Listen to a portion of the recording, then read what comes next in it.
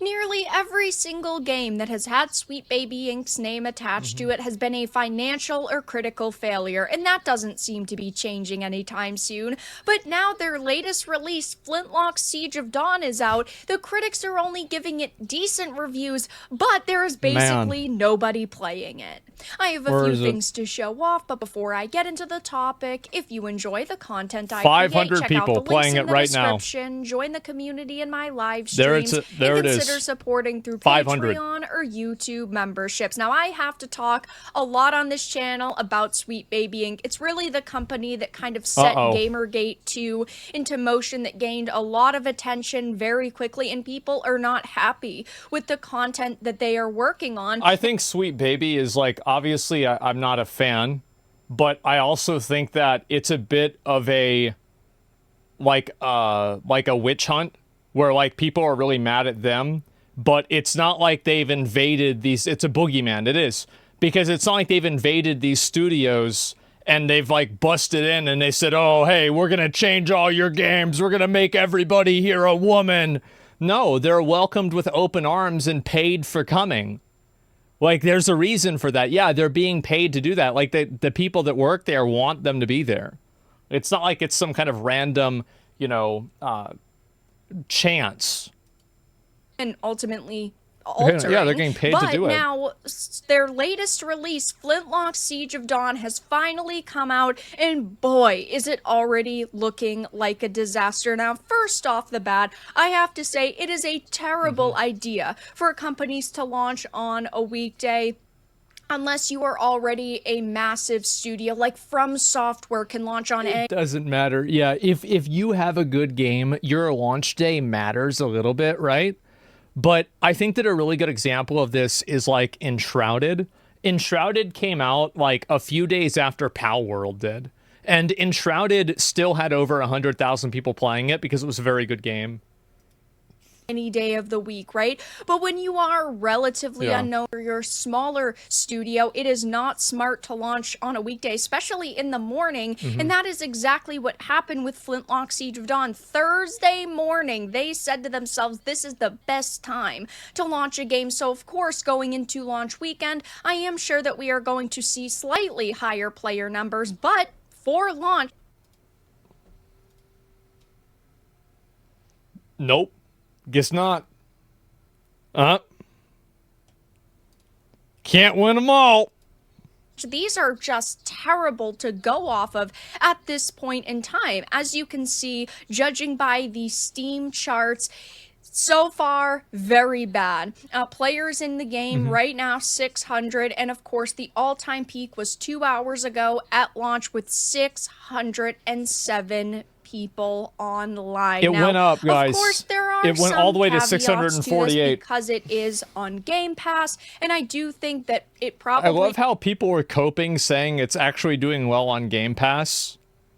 I'm sure that there are dozens of people that are playing it on Game Pass at this very moment. Yeah, what do you guys think? Like maybe like 80 people?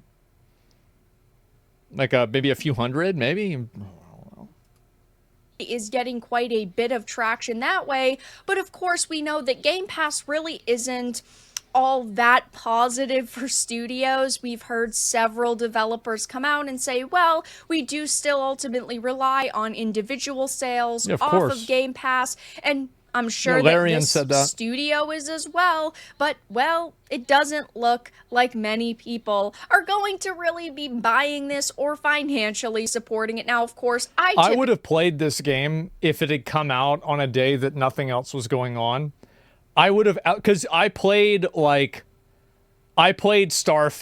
I played Forspoken, because, like, the funny thing is that when I play a bad game, it's more popular than when I play a good game, because I will make a good game look bad because I play like a retard, but if I make a bad game look bad by playing like a retard, people say, wow, this game's even worse than I thought, because it confirms their biases.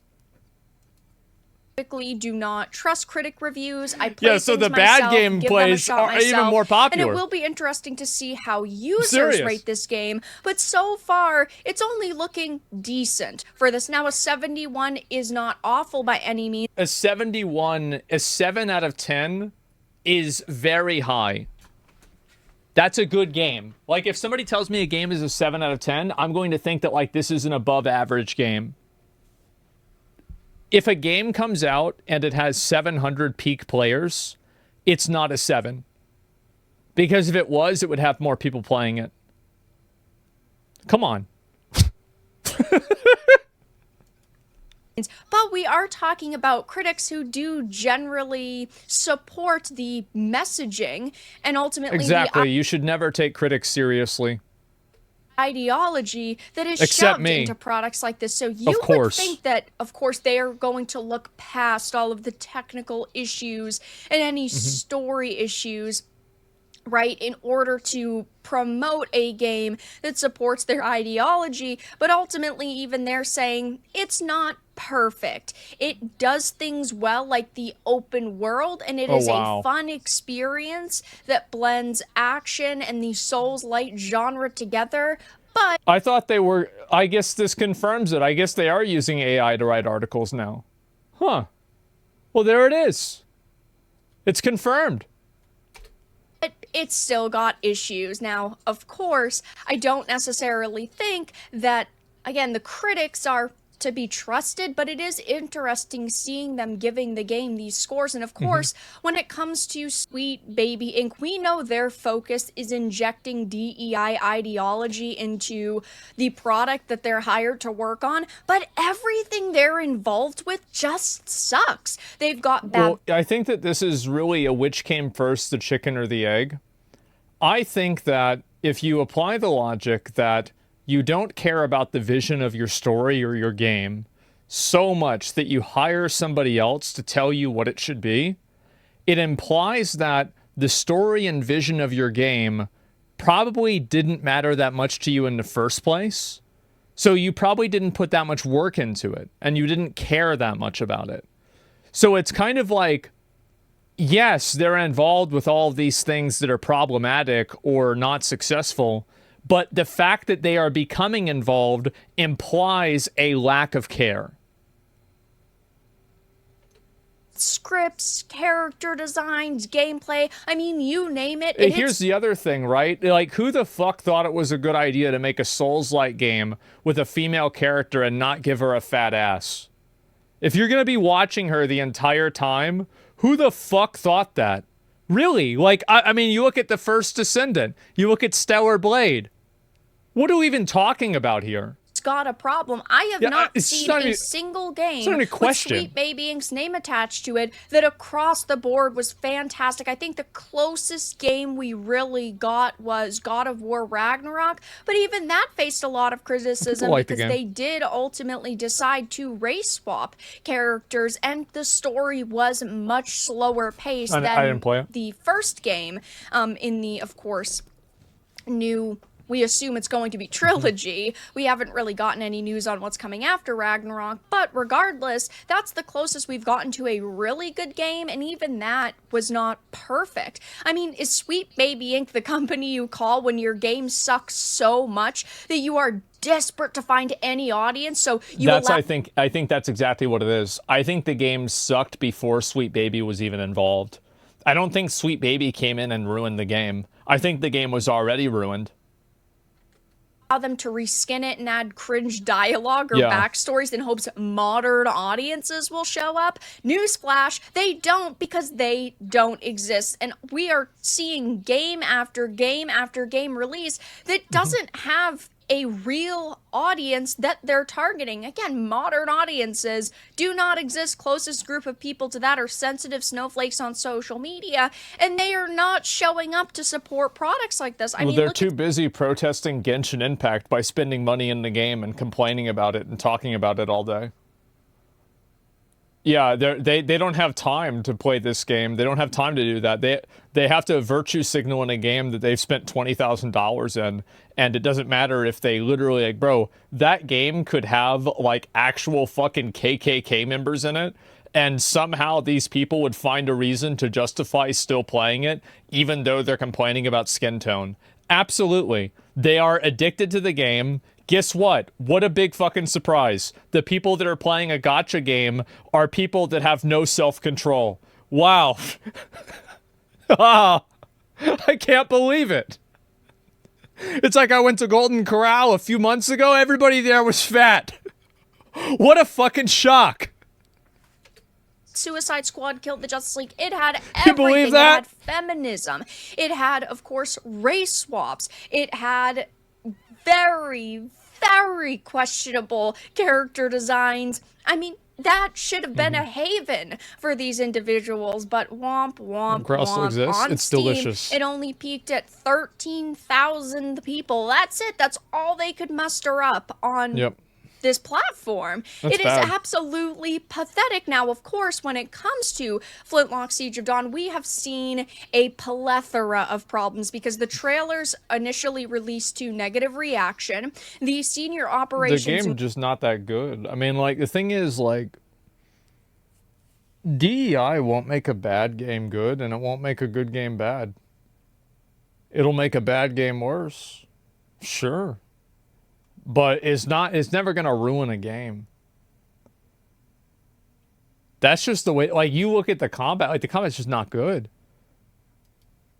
growth manager It's just the way it melted is. down over backlash and left social media. And then there were developers that actually reached out to Cabrutus, who started the Sweet Baby Ink Detected, or now it's called DEI Detected, Steam curator page and website. And they wanted to clarify that no Sweet Baby Ink content made it into the final game. But then he simply asked for proof and they never offered it. And now it's launched to, again, decent reviews by critics. It's crazy that they did that. By the way, I think that's such a big deal. That they reached out to this random Brazilian guy who has a Steam group to tell this guy, like, yeah, by the way, this company didn't do anything. Yeah, like, I think that's very, like, that's crazy that it has that much influence and that much power. That's incredible. How can you prove that Sweet Baby never made stuff in? Yeah, I don't know what they could have sent or anything like that. I'm just saying in general, like, it's funny that it's they fear Brutus.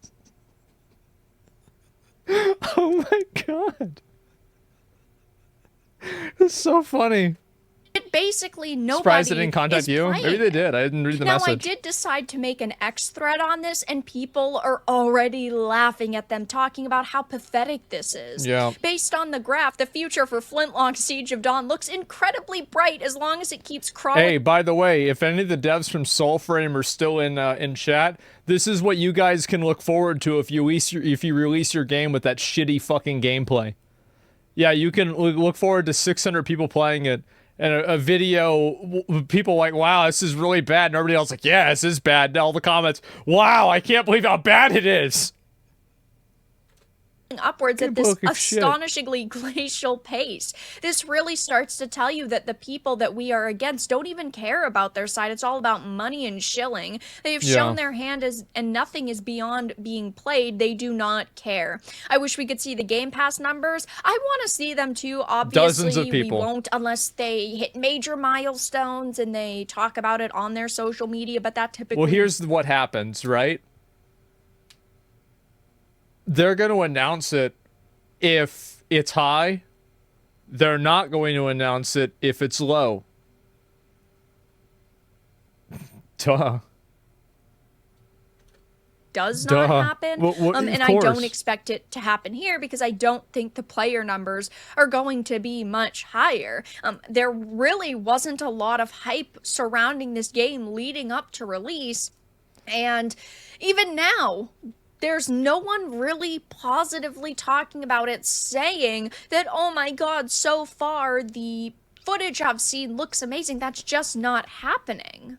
People are saying good for them doubling the... Absolutely disgusting garbage game. Womp womp. Some of the layoffs are worth it, as sad as it is to say. Jesus Christ. Players of Suicide Squad Kill the Justice League. That's big for them. Yeah, I mean, there's basically nobody playing that game either.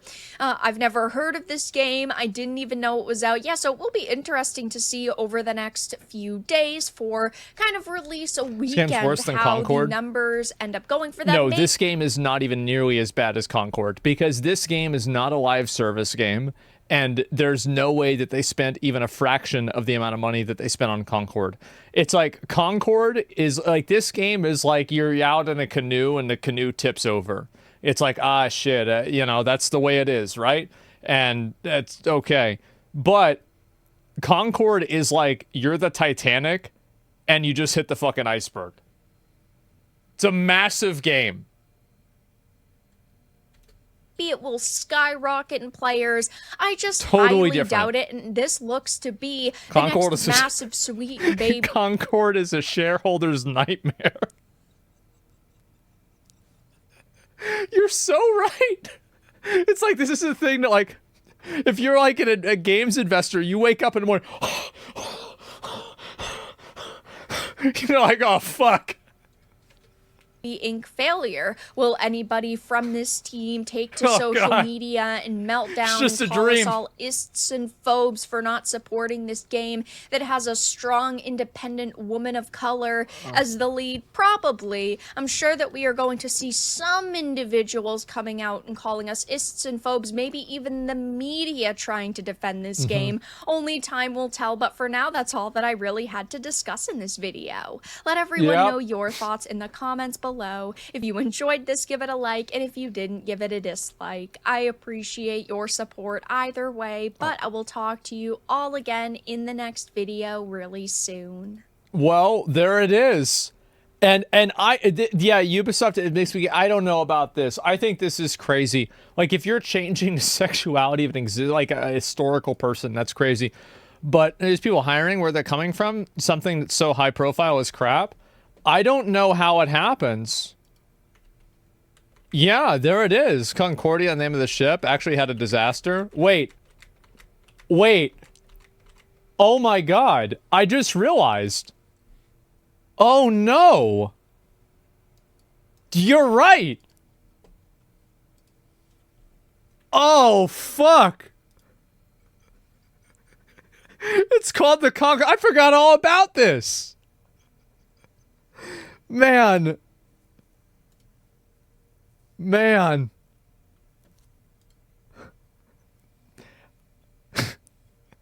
That just about says it, huh? Oh my god. It's been 20 years? Yeah, I guess so. Holy shit. Yeah, no, the Flintlock game, the real thing is, like, the gameplay just didn't look good. It was a below average action combat game. I mean, it doesn't matter. Like, I mean, the thing is that, like with Stellar Blade, for example, if you changed, you know, the Flintlock main character and you made them generic white guy number 13, the game would maybe have 630 people playing it instead of 607. I don't know, maybe not. Like, this really wouldn't have made the difference. The game just kind of sucked. You just look at it, look like trash. Stellar Blade fell off the train, in my opinion. Nobody's talking about it currently. Of course they're not talking about it, because it's a single-player game. It came out months ago. People played it. That's it. That's what happens with Stellar Blades. Or with, not Stellar Blade, but that's with single-player games. That's normal, man. Also, Concord is the plane is the same sunk cost fallacy. That's nuts, man.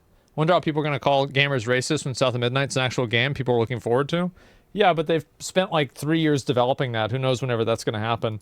But yeah, I mean, it's sad to see it happen. Another game, another Souls-like game that I can't play because it sucks.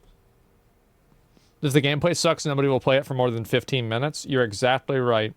And I think that's what matters more than anything. Anytime that I see a developer that has like a good cinematic and then the gameplay comes out and it's bad, I'm thinking to myself, you idiot. You fucking moron. What were you thinking? Why did you do this? Yeah, like, what is this? You play it's a tower game? Maybe, I don't know.